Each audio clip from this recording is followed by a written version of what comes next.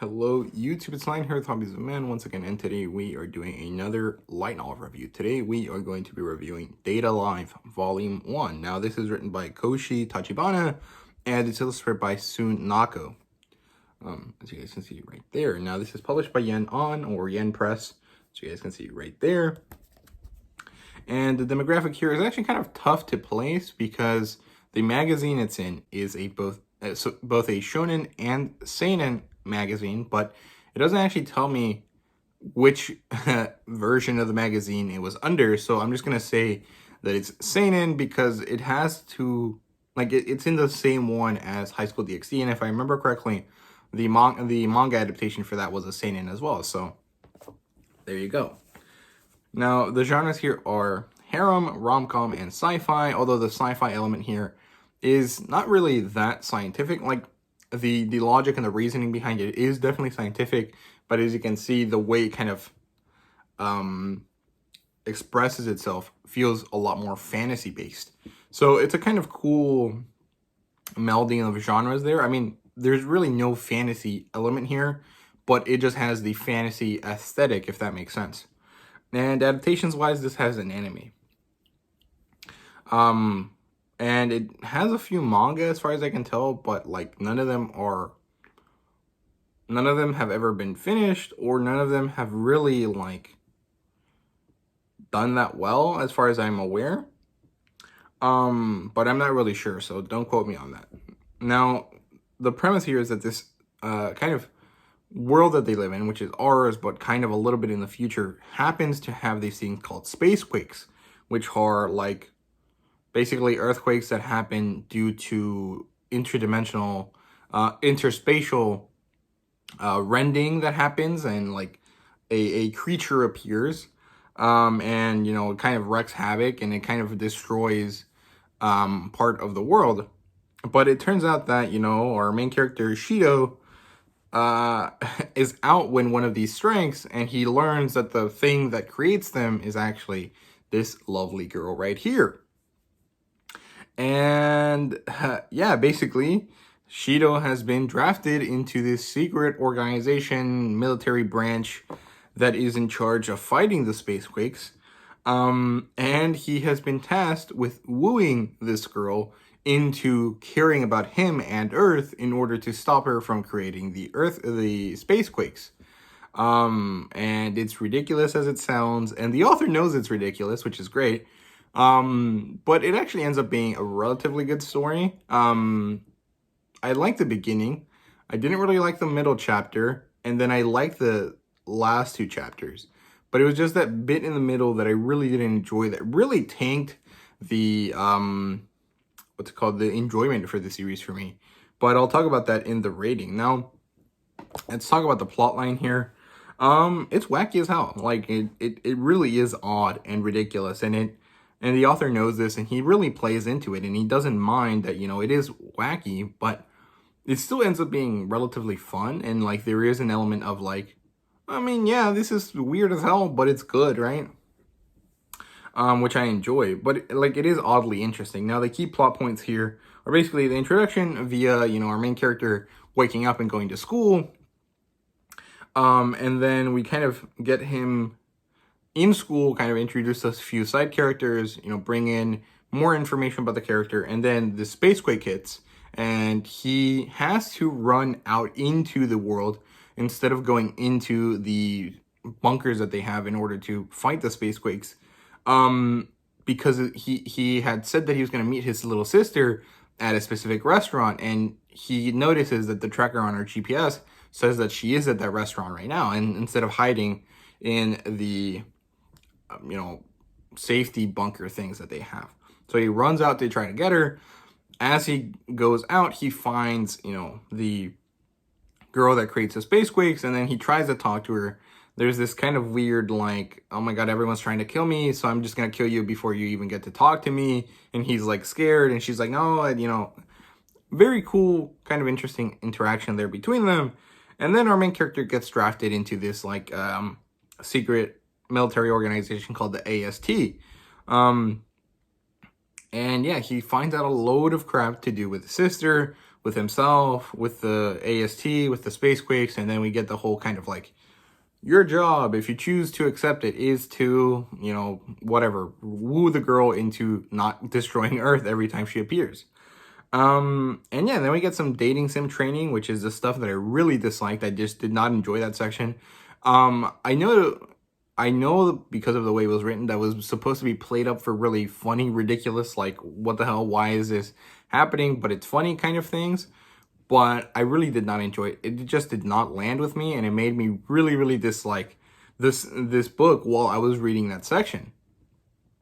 And then, thankfully, we do get that kind of like second meeting between the characters, which kind of really helped me relax and not dislike the series as much. And then we get the big magical date at the ending that kind of like goes into the whole setup for next book. And overall, the plotline was really great, except for that bit in the middle where we have this dating sim situation. And I don't really want to spoil it too much, but basically the dating sim situation, or the dating sim training, was not good. Not because he was like learning how to kind of like, what's it called, woo girls or anything, because I don't really care about that. It actually doesn't end up being like a problem in the series because he doesn't really do it like that, and it's not like a morally ambiguous situation either because he knows that it's ridiculous. But what I'm saying is that like the way the training happened with his little sister and the analyst girl that was there, kind of helping him learn how to run through the dating sim, and the dating sim being so bonkers and ridiculous and not funny, really made me dislike it because it was just not enjoyable. It made me really uncomfortable. And I just did not like that section. Like, I don't know. I don't know how to articulate it correctly. It was just like ridiculous in like an ugly way, like a not funny way to me. I'm sure a lot of other people will probably find it funny, but I did not enjoy it. It wasn't, I don't know. It was not good. I don't really have a good way to express it. I haven't really found like what the issue is. I just know that my visceral reaction to it, my like first impression was like, ugh, this is disgusting. I don't want to like read this. But everything else was good. So yeah. Now characters wise, not bad. I really like Shino, Rain, and Toka. Toka is like kind of like the girl here who is kind of this tsundere type of character. Very lightly, not really. And then we have Rain, who's like the glorious kutere, the kind of, well, she's not really a kutere. She's more like the lazy, sleepy kind of character, which I don't remember what it's called. Like, there's a specific name, but she basically ends up being as emotionless as the standard kutere, so I like it. I don't know. I enjoy her as a character. I really like Tobichi Origami as well. She's also a kutere, and I really like her as a character because she's so like interesting. I don't know why. I just like the kutere, like, don't really understand how the world around them works in terms of social situations, but still really enjoys like interacting with certain people. I just like that character a lot. I don't know why.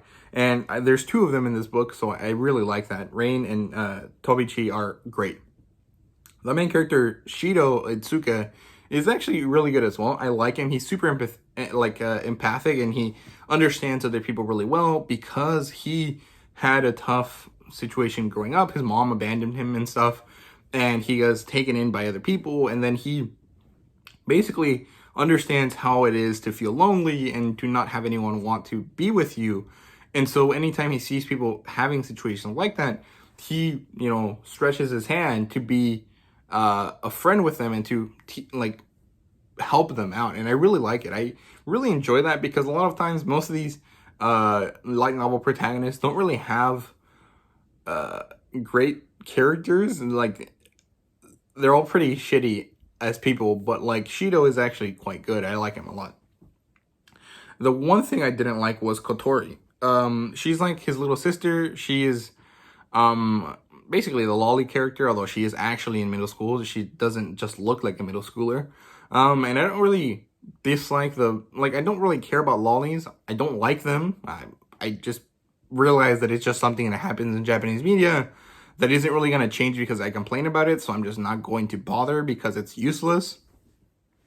And also, usually the lolly aspect is funny because it like directly contrasts with the type of personality and kind of thoughts that they have and the way they want to interact, right? Like the lolly that's also the super powerful character is really funny. The lolly that also is kind of like really rough around the edges is kind of funny. Which is kind of like what Kotori is. Like Kotori is this really cute ditzy little girl when she's like her normal personality, but then when she turns on her like evil personality and she puts on her red or her black ribbons on her hair, she turns into this like crazy military leader that's like really sadistic. And that's the kind of part that I didn't really like because she ends up being really crappy to Shido, like in a really not, like it isn't like even mean in a funny way. It's like really just not good. And I don't really like it because it's like, I don't know, I just did not enjoy the dynamic that she had with him. And it really made me not happy with her as a character. I mean, I do think the whole aspect of like this cute little girl, it's actually the leader of this whole secret military organization being funny. But I don't like the sadistic element that she has. And then the whole kind of like masochist element with the guy that helps her out. And then the whole kind of like, she's just really mean and dismissive of Shido as well. Like there's a lot of weird problems that are specific to like certain characters in the way she acts that I just did not like. And it was just not fun.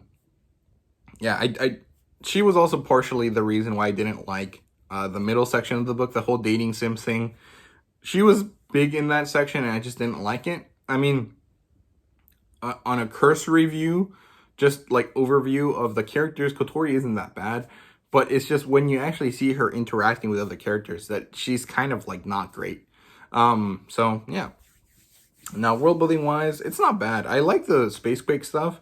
And I like the way that the AST thing is happening. And I really enjoy the really ridiculous, like, yeah, the only way to help humanity is by having them fall in love with us.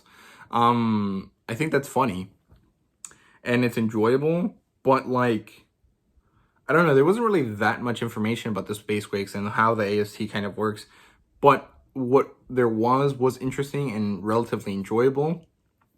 And I do want to learn more about it. And I also really enjoy the whole mystery thing that was set up with the fact that Toka doesn't actually know why she comes to Earth and why she wreaks havoc on it. She just knows that she sleeps and then she's here and knows that people react negatively to her. And it's a very interesting kind of mystery that I really want to see unfold. So I am definitely going to read more of this story.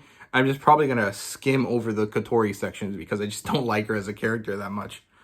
But yeah, art-wise, beautiful. It's very awesome. It's very good. I like it both in color and in black and white because that's kind of a problem sometimes, that it looks really good in one way and doesn't look that great in another.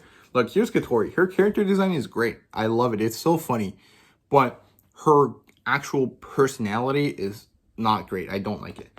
Here's the lovely Kudere. And, let's see.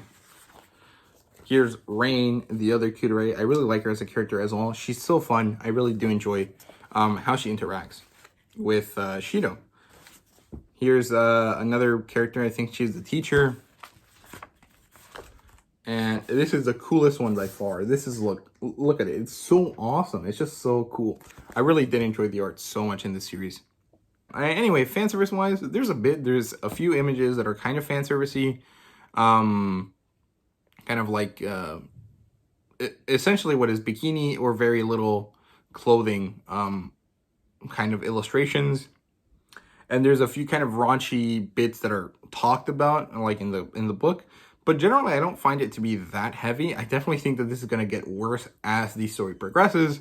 So, you know, if you're not really into that, maybe don't read it. But, like, everyone kind of has to do their own choices with that type of stuff. I'm just here to kind of let you know that it's there in case, you know, you don't want it to be. So, yeah.